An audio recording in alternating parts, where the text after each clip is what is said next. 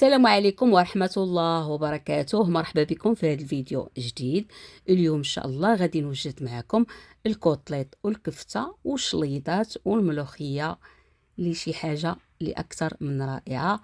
عندك ميمتك ما عندها سنان مسكينة كتبغي تاكل الكوتليت وما تتقدش عليه، اجي معايا باش نوريكم واحد الطياب ديال الكوتليت اللي كيجي زبدة وبنين واكثر من رائع.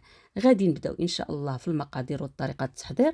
اول حاجه غادي نبدا بها، غادي نديرو العجينه. غنعجنوا واحد البطيبطات، هانتوما غادي تشوفوا عندنا تقريبا واحد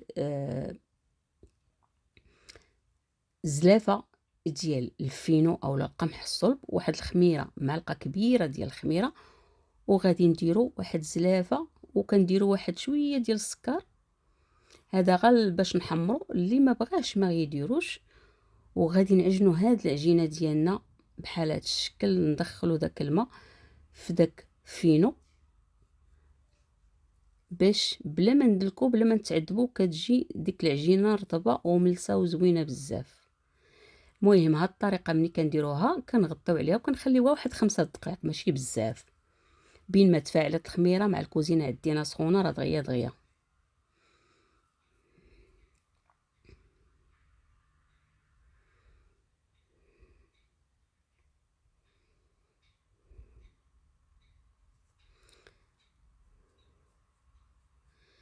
صافي كنخليوها واحد 5 دقائق ومن بعد كنحيدو البلاستيك ديالنا وغادي نكملو العجينه ديالنا. كتجي هاد العجينه ملسه وبلا عذاب بلا تمره. شوفوا كي تجي مع داك الفينو كيشرب، ما كيحساش دوك الحبيبات ديالو، كيرطب وكيوليو ملسين مساجمين بلا ما تدلكي وتعذبي. صافي وعندنا الفورص، عندنا تقريبا الفورص حتى هي شي زلافه عامره. المهم غادي نعطيكم بالغرام باش تهناو. بالنسبه كنديروا مليحه دابا وكنبداو نعجنوا. بالنسبه للفورص درت 550 غرام، والفينو تا هو 550 غرام. وبالنسبه للماء غادي تحسبوا، غادي تدخل لكم قد نيشان 4 ديال الكيسان ديال الماء. في الاول هذيك الزلافه اللي درت ديال الماء كتهز 3 الكيسان، ولكن زدت كاس واحد اخر. نتوما غادي ديروا 4 كيسان نيشان في الاول صافي، وغادي تخليها ومن بعد كتضيفوا الفورص بلا دليك بلا حتى حاجه. ومن بعد كنضيفوا شويه الزيت وغادي نخليها تختمر تيضاعف الحجم ديالها، وغادي نرجع لها تقريبا واحد ساعه ديال المكانه او نص ساعه على حسب الكوزينه اللي كانت سخونه. صافي كنغطي عليها، من بعد كندوز للعجينه ديالي. هاد المراحل كلها اللي شفتوها راه ما كنوقفش عليها، راه كندير نعجن العجينه وكنمشي كنقضي حاجه اخرى، انما كندير هكا على ودكم على حساب اللي بغات شي وصفه كديرها نيشان. مثلا بغيتي العجينه كتاخدي العجينه، ولا بغيتي ما بغيتيش شي الاخر ماشي مشكل. وما الخدمه ديالي راه ما كنخدمش هكا، الخدمه ديالي كنخلي العجينه تختمر وكنمشي نقضي حاجه اخرى. حدي في الكوزينه وانا تندير بزاف د الحوايج. ملي كنخرج من الكوزينه كنكون ناضيه كنشد العجينه ديالي وكنقطعها وكنقسمها على خبيزات على هذا الشكل، كيجيو زوينين بزاف بزاف بزاف.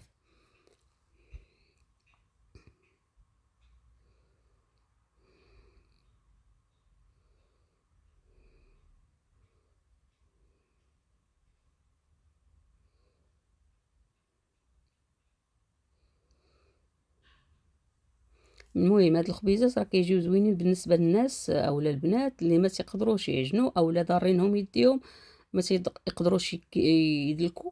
هذه طريقه زوينه غتخلي الخبيز ديالك زوين وغزال. ومن ضمن الاسرار راه الخميره كتلعب دور، والعجينه كتكون خصها تكون شويه خفيفه. صافي كندير شويه ديال الفينو باش كنقرص صافي، وكنبدا نحط في شي زويف. صافي كنبقى مستمره على نفس الكيفيه. غادي ناخذ وحده اخرى، حيت ضروري ملي تكونوا دوك الاجواء ديال العيد الله يدخلوا عليكم الصحه والسلامه، ضروري خبيزات ديال الدار، بطيبطات. ما يمكنش ايامات العيد هذيك 15 يوم ديال العيد ضروري العجينه، ضروري كنعجنو. بغينا نديرو قتبان كنعجنو عجينه، بغينا نديرو اللحم بالبرقوق اولا الضلعه كنديرو بطيبطات. يعني هذيك الوقيته كلشي تقريبا عنده عطله.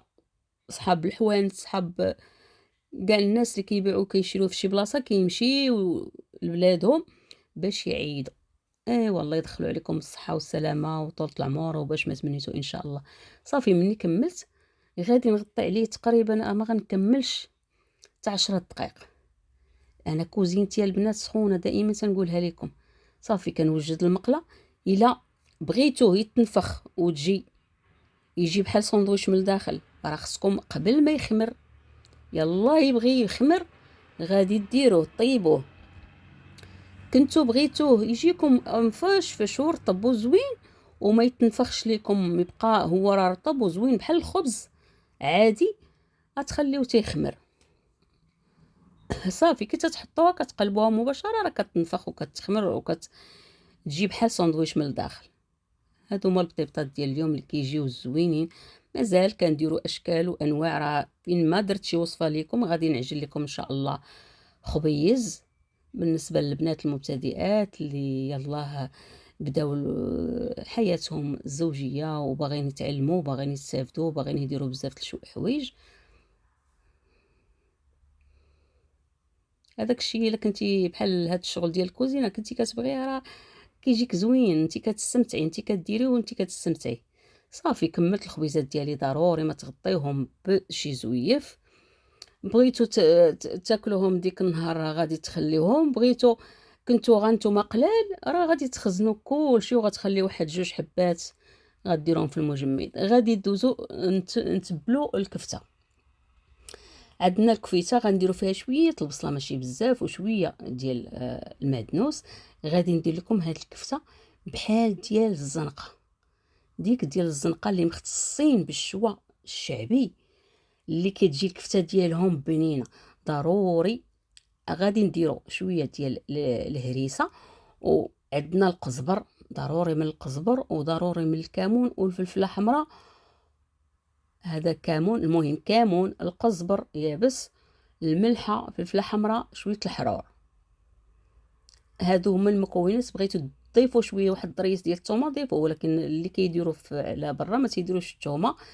كنديروا شويه الزيت، وضروري كديروا واحد شويه الشحمه ديال الكلوه باش تجيكم الكفته رطبه. راه ضروري الا كنتو بغيتو تشويوها اولا بغيتو ديروا بحال هاد الطريقه اللي غندير باش تجيكم فتيه، ديروا فيها شويه الشحمه ديال الكلوه ضروري منها، حيت ملي كتشويوها اولا راه ديك الشحمه راه كتمشي. صافي كنخليها ترقد وغادي ندوزو للكوطليطات اللي داير عليهم الفيلم اليوم. كنرشوا عليه مليحه. هادو هما الكوطليطات اللي كنت وجدت معاكم. صافي غادي ندير فيهم مليحه. تقدروا ديروا شويه البزار، ترشوا شويه البزار هاد الوقيته. صافي وغادي نجيب الكوكوط ديالي، راه كيجيكم حسن من مشوي. واخا الناس اللي كيشويو اللي مختصين بالشوا وكنمشيو عندهم هذاك الكوطليط كيجي بنين ما نكذبوش على الله، ولكن بالنسبه اللي ما عنده سنان راه تيجي قاصح راه ما يقدرش ياكلو. ولكن هاد الكوطليط راه بالنسبه للامهات اللي مساكن كبار وما عندهم سنينات هذا كيصلاح ليهم، اولا الاطفال الدراري الصغار. صافي كنسد عليه على نار مهيله بزاف، غادي نخليه على حساب اللحم ديالكم. بالنسبه لهاد اللحم ديالي انا راه ما تعداش ليا واحد 25 دقيقه، ولكن الا كان عندكم شويه الحولي كبير راه غادي تخليوه على حسابكم. المهم النار منقوصه تصفر وغادي تخليوه على 25 دقيقه وتحيدوه. غادي ندوزو للملوخيه. البنات اللي ما تعرفوش ليها كتشدوا الملوخيه تغسلوها مزيان مزيان، ومن بعد كتنشفوها باش تيحيد منها واحد الشويكات كيكونوا فيها بحال كتمسحوا مزيان باش اي حاجه كانت غتحيدوها. صافي غادي نديرها لكم شلاضه زوينه اللي كيديروها المراكشيين بنينه. انا في الحقيقه خديتها من عندهم وذقتها من عندهم. كنديروا شويه الزيت، غادي نديروا البصيله، هي كتجي ما طالقه. ها نتوما غادي تشوفوا شويه الملحه كتجي واخا طايبه في الطنجره، ماشي ضروري طايبه في الطاجين، حيت غنديروها في جناب طبسي في الطبله. غادي نديروها شليضه، يعني غنزلوها في الطباصل. كندير واحد البصله مشنفه بحال هكا، غادي نخليوها تشحر البصله باش تطلق لينا النسمه ديالها. ملي كتشحر كنضيفوا ليها 2 دروس ديال الثومه، وغادي نضيفوا لها واحد الحبه ديال المطيشه مقطعه رقيق، تكون كبيره. الا ما كانتش كبيره ديروا 2 حتى هي. نخليوها تطلق شويه الرغه ديالها، وكنضيفوا شويه البزار، شويه الخرقوم البلدي، شويه ديال السكينجبير، شويه ديال الفلفله حمراء. البزار، سكينجبير، خرقوم البلدي والفلفله حمراء صافي. وغادي نشحروا شويه، وغادي نضيفوا الماء تقريبا واحد الكاس، هي راه دغيا تطيب، واحد الكاس فقط ديال الماء صافي. وغادي ندوز باش نوريكم. غنقطع الرويس للفوق، راه ما كتجيش طالقه داك الرغه ديالها ومرخيه وداكشي، ما كتجي مفصله وزوينه. ها نتوما شوفوا كي ديروا لها، حيدوا غير داك الفوقاني ديالها بحال هكا الرويس الصغير، ما توركوش بزاف، ما تخليوش وما تحركوهاش. ملي غادي نحطوها في الطنجره ما غادي نبقاو نحركوا فيها، غادي نديروها تغلى، نقصوا النار ونخليوها طيب. راه ما كتعداش 10 دقائق تقريبا، ولا كاع لا كثرات 15 دقيقه. ها نتوما شوف صافي. غادي نرميها وغادي نضيف ليها واحد المزيودات ديال الفلفله ونخليها طيب صافي. دابا غادي نوجدوا شليضات. عندنا شويه الروز اللي سالقاه بالملحه، كندير معاه شويه طون. اليوم غادي ندير لكم واحد الشلاضه اللي عاديه بلا مايونيز بلا داكشي كامل. مازال غادي نديروا الشلايض بزاف. دابا غادي ننوع لكم ونوريكم شي شلايض اللي هما ساهلين، ما كتحتاجوش فيهم بزاف الحاجات، ولكن راه كيجيو بنان. كتاخذوا الخصيص كديروه هو الاول، من طبيعه الحال يكون مغسول وناشف مقاد ناضي. مني كديروه في الماء كديروا فيه شويه ديال الخل، وغادي تخليوه من بعد تبقاو تشلوا فيه وديروه في النشافه ونشفوه. كناخذوا عشوائي، كنديروا شويه الروز الوسط راه بالمليحه والبزار وشويه الطون. كناخذوا شويه ديال الخيار اللي كنقطعوه، كنحيدوا منه الزريعه وكنقطعوه على هذا الشكل. كندير شويه هنا وشويه هنا، حيت واحد الاخت كانت قالت لي بغيت طباصل فرديين ديال الشليضات متنوعه، وهذاك الشيء علاش درت هاد الطبيصلات. كندير مطيشه من هاد الجهه، هانتوما ركزوا. بحال دابا الخيار درتو من هنا، في الجهه الاخرى كنبدل، كنعاود ندير الحاجه الحمراء حدا الخيار، حاجه اللي ماشي نديرها حدا المطيشه. بحال الباربه كنركز عليها حتى هي حدا الخيار. هانتوما ركزوا. دابا المطيشه والخيار درت 2 مرات مقابلين هنا وهنا. وبالنسبه للخضره غادي نديرها حطه وحده. دابا البطاطا حتى هي مسلوقه بمليحه، درتها حدا المطيشه. دابا اللوبيا غادي نديرها حدا المطيشه. هكا الالوان كتلعبوا على الالوان باش كيجيو داكشي متناسق وزوين. المهم اللوبيا حتى هي مبخره ومقاده بالمليحه. المهم كلشي مقاد بالمليحه. غنديروا واحد لاصوص اللي زوين، غنديروا شويه المعدنوس بزايد شويه، وزويته الزيتون حتى هي بزايده شويه صافي. وغديروا مليحه بزار وشويه الخل. اما الخل ولا الحامض ديروا الخل تقريبا واحد المعلقه تكون كبيره ولا 2، وشويه الملحه والبزار صافي. وغادي تخلطوا مزيان، وغادي تحطوا من فوق داكشي، حيت ملي تبغي تاكلوا غتبداو تخلطوا وتاكلوا. ها نتوما بحال هكا نديروا شويه الروز، شويه ديال كل حاجه نحطوا فيها فوق منها شويه. كتجي ما نقولش لكم واحد الشلاضه، واخا تبقى لكم بحال هكا ما تخسرش تبات. لويوها في البلاستيك الغذائي وحطوها في الثلاجه، تقدر تبقى لكم حتى العشيه. غادي نشلط شويه البصله وغادي نحطها في الجناب ديال الروز. راه زوينه، اللي بغاها تيخلطها مع الخضيره كتجي فنه فنه بزاف.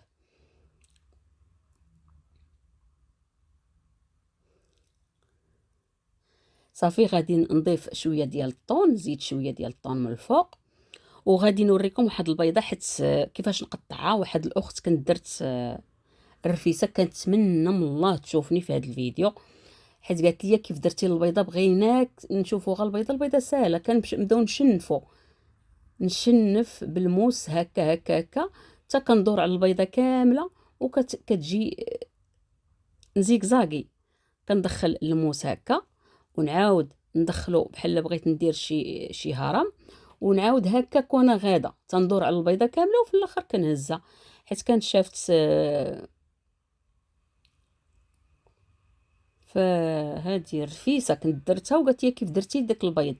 دابا يا ربي تشوفني، الا شفتيني اختي كتب لي في التعاليق باش نفرح ونكون هانيه، نقول بعدا راه جاوبتك. صافي هادي هي الشليضه ديالنا. غادي ندير 3 ديال الطبيصلات بحال هكا، هما هادو اللي كيجيو ماشي رائعين. وديروا اللي بغيتو، انا مايس كانت درت شويه. ودابا غادي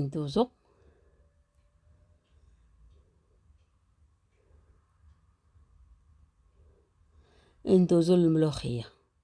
الملوخيه كنت درت ليها شويه المزيودات، ها هي ناضيه، ما تحركوها ما والو. ديروا شويه القزبر ومعدنوس من الفوق. صافي وغادي نحطها في الطبيصلات، ما كتلصق ما حتى شي حاجه. وريتكم الكوكوط كي دايره. حطيت 3 الطبيصلات، هادو هما الشليضات. غادي ندوزو ان شاء الله باش نديرو الكفته. الكفته اليوم غادي ندير لكم بالنسبه للناس اللي بعاد وما عندهمش، بالنسبه للناس خارج ارض الوطن اللي ما يقدروش يديروا الفاخر ولا شي حاجه، مقله او فران. ديروا شويه الزيت، رشوا شويه الزيت في المقله. بالنسبه لهاد المقله اللي غيسولني عليها، راه خديتها من مرجان، راه بروموسيون، راه تيديروا 500 درهم، ولكن انا خديتها 199. واش نقول لكم، خديت هذه مده شي شهر ولا اكثر. المهم الا لقيتوها خذوها بعينكم مغمضين، واعره واعره. خديتها 199 يعني حسبوها 200 درهم، ولكن راه تيديروا راه غاليين. انا خايده منهم، يعني الكاليتي ديالهم زوينه. راه خايده منهم العاديين، راه ديما تنخدم وتتشوفوهم. يعني راه كاينه المقله اللي كدير 500 درهم، ولكن شي حاجه اللي كتنسيها. صافي مني كطيب على ديك الجهه كنعاود نقلبها على ديك الجهه مباشره حتى كيطيب ليا كلشي، يكون كلشي ناضي.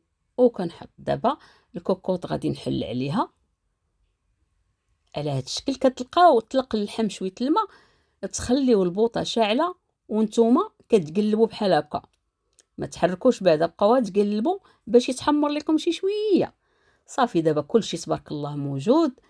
ما نقولش لكم كاع اللي كلاوه حماقوا عليه، حماقوا عليه.